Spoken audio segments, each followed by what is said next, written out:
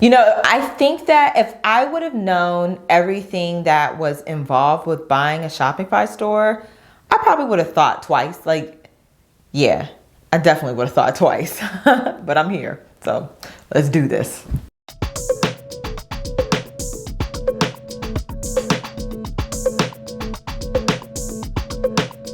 Hey guys, this is Tonya. Thank you so much for tuning in and watching this video. Today I'm going to talk about things I wish I would have known before we bought our Shopify store. Now, if you haven't already watched my last video where I talk about deciding to buy a store from the Shopify exchange, make sure you go ahead and watch that. But this time I'm going to say things that I wish I would have bought. And if you're thinking about buying a store, please watch this to the end, because I think this might save people from making a decision that could be costly for them, or it could save them from just like getting into something without completely knowing all the risk. And I'm going to give a disclaimer.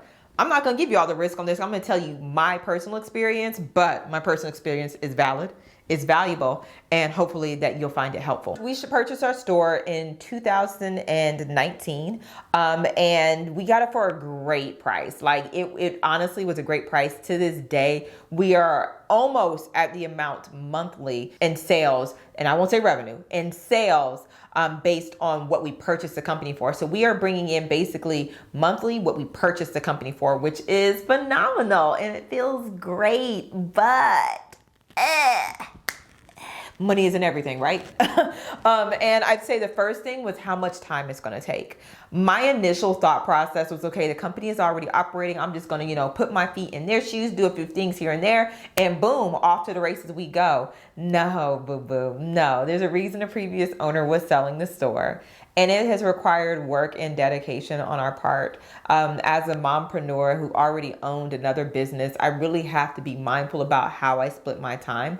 Some of the changes that I've had to make is making sure that we have a solid operational structure. My goal is to scale the business. So in order to scale it, I want to make sure the operations are in place. Until we can hire someone to do that, guess who does that? Me. But I'm learning. It's not all that bad because I'm intimately learning how our business operates. And for me, that makes me more comfortable, because when I hire someone, I still want to know what's going on.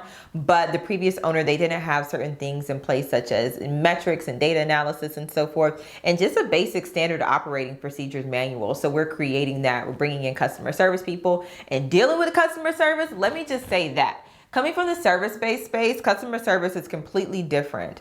Now, customer service involves tracking down and finding out what UPS is doing, making sure that things are going out in a timely manner, dealing with customer complaints, replacing items and so forth, issuing refunds, which is something I didn't deal with a lot in my service-based industry. So it's been a learning lesson, and then training a customer service person to do that. So I wasn't prepared for how much work it was going to take. We do hold our merchandise on hand and so forth. We don't have it at a fulfillment center yet. So if we were doing drop shipping, maybe it would require less work, but you still got to deal with customers unless you're completely handing that off and so forth. And I know people who do. We just decided not to do that. We wanted to learn our company. So the first was, how much work it would take. The second was, it costs money. It costs money, and managing inventory is a completely different beast. I'll say that again. Managing inventory is a completely different beast. And we've been navigating that and, just making sure we have enough inventory to go out. What happens if our supplier is out of a certain product that we order from them and so forth. I've literally been on eBay ordering product, guys, to make sure that we can send our shipments out in a timely manner because our supplier was out. And now going into the Chinese New Year, and we source a lot of our stuff from China, like that was something that I needed to make sure I put on my calendar, and I didn't. So that's another thing. It's just like inventory. Inventory is a whole other beast when you're coming from the service-based industry to the product-based industry, and give yourself time and grace to learn that and create structure and learn what you can. We hired a coach to help us with our operations and inventory and so forth, because I realized that was something that we have an existing business. We didn't grow into this, we bought into this. And so we have clients and so forth, and I don't want them to experience a disruption in their processes. The next thing I've learned, USPS is a whole mess. I don't know if this is new. I don't know if this is going up to the election, but USPS is a whole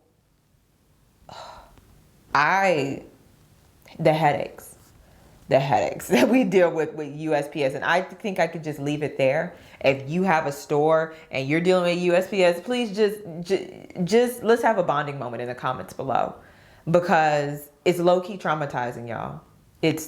I drop my things off for my customers and they don't make it to my customers. Or it takes 4 weeks to get something there that should have taken 3 days. And guess who gets to answer to the customers? Me and my wonderful customer service representative. It's a lot. And then the fourth thing that I wish I would have known, this is just candid coming straight off the head. So this is straight honesty. The fourth thing I wish I would have known is how to properly look at the numbers of a store before you buy them. When I looked at the numbers for the store, I was like, how many subscribers do they have? How many, like, how much are you bringing in monthly? Cool, let's go ahead. It has cash flow. There are a few things I overlooked. The company's shipping policy. So when I bought the company, they were doing free shipping on a $4.99 product. $4.99, not $499. So we immediately had to change that going into the company, and people have been really understanding of that. It just wasn't sustainable. It was eating into their profit margins. The other thing was understanding of average order value. This is a metric that was completely foreign to me when I was in the service-based industry, but now it is literally one of the number one things that is guiding my decisions for the store and what we do. And the average order value means what it sounds like. It is the average amount that people are spending per order with your store. When we bought our company, the average order value was $4.99. Now that we've done a few things, and I'll actually create a video. Let me know if you want me to create a video on how we've increased our average order value. But that average order value is now $12, and we're working on increasing that. My goal is to get to $25. And one of the things that's important about average order value is it determines how much you can spend on Facebook ads and so forth.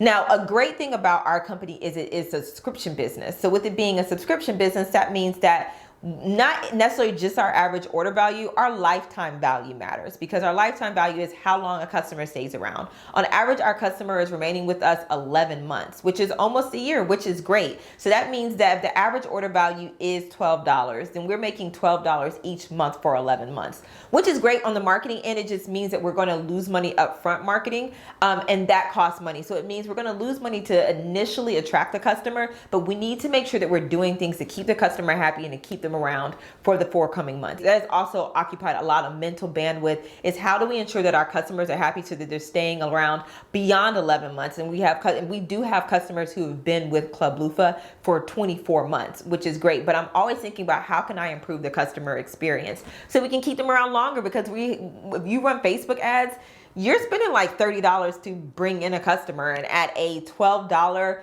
AOV, if they don't stay around, it doesn't make sense. And so one of the things I wish I would have done better is research how to properly assess a company and ask more questions. Now, given all of these things, would I not have bought Club Loofah?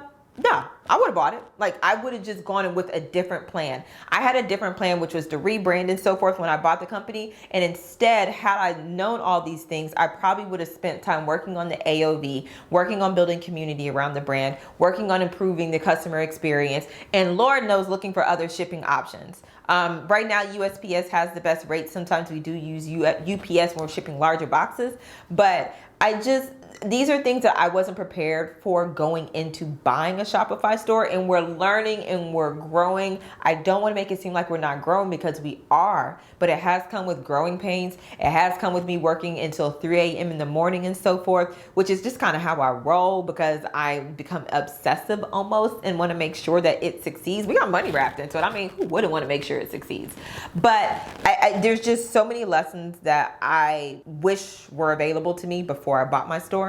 So I want to make sure that I'm sharing that and sharing the journey along the way. I'm not perfect. I'm not a Shopify millionaire. I'm not a beauty influencer or anything of that nature. I'm somebody who is learning how to operate in the e-commerce space, and I'm taking you along on that journey while I mom, while I operate my other businesses, and while I just try to live a joyfully, while I succeed in living a joyfully aligned life. Look at that wording. That wording is critical. It's important.